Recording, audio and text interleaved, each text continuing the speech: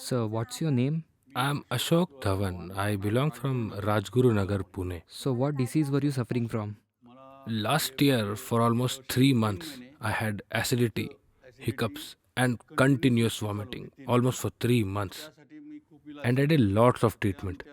Then our family doctor told me about to have an endoscopy done.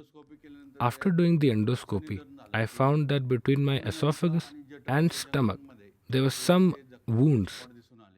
Then that doctor gave me some allopathy medicine for almost 15 days. After that, one of my office friends told me about Hope Ayurvedic medicine in Pune. After coming here, I had a word with Dr. Katkar and then we discussed about my problem. Then he gave me medicines for almost a month. And after 1 week of medication, my hiccups stopped. All my weaknesses were gone. I started feeling fresh after a long time. And since then, I didn't had any hiccups.